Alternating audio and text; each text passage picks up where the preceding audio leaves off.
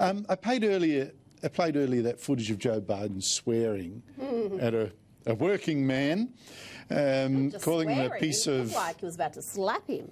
Well, he said, come outside and we'll sort it out. That's a bit, for a guy in his 70s, that was a bit bold. He's fighting socialist Bernie Sanders to be the Democrat candidate against Donald Trump. And today, overnight, we had another 6 states vote in their primaries to decide who was going to win, be the Democrat nominee. Biden won 4 of the 6, including the big one, Michigan, after being dead as a dodo last month. Here he is, claiming victory. To all those who have been knocked down, to all those who have been counted out, left behind, this is your campaign. Now, this means that Bernie Sanders, the socialist, who did look like running away with it, now looks like he's not going to run, but he's going to lose, which is sad in one way, isn't it? It would have been spectacular as socialist, but are you relieved?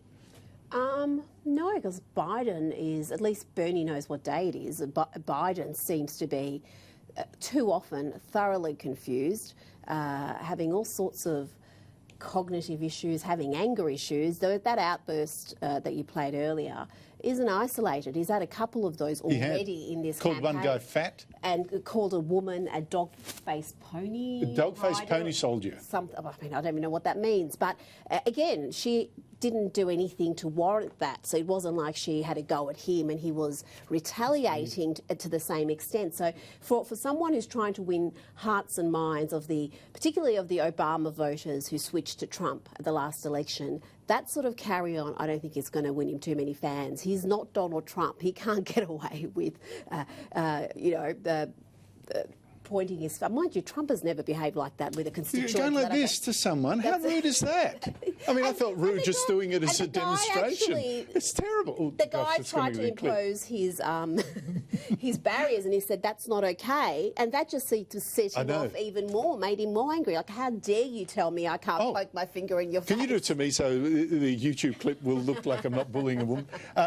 Yes, indeed, and he turned to a female advisor trying to calm him down and said, shush. Yeah, but he gets away with it. Now, if Donald Trump did that... If he shushed a female, I believe she was black, worker in that manner... black as well? Dismissive, rude, aggressive. And this woman, let's not forget, was trying to save him from himself. She could see this disaster unfolding and she was trying to move him along and hopefully avert what's happened now.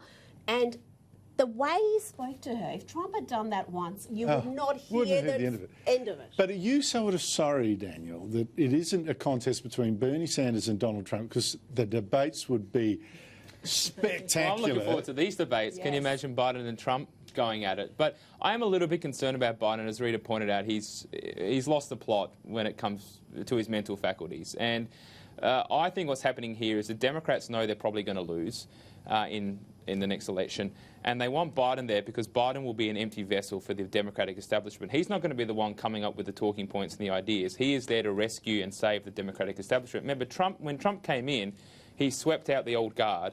The Democratic establishment has stopped that happening. They've kept Sanders out. They've got their guy Biden there. He's an empty vessel. If he happens to win in November, which is a small chance but unlikely, he will be a vessel for whatever they want. He's not going to be the one writing and coming up with the policy. So I think there's much more behind the scenes going on than just a duffy old guy who's out there at the moment. Now, mind you, I sometimes wonder whether we're too hard on Joe Biden, the mental faculties, and I've heard a lot of people say, particularly in America as well, a lot of commentators, you can make anyone look bad, I guess, if you keep getting the worst moments on YouTube. No, I'm sorry. You reckon it's real?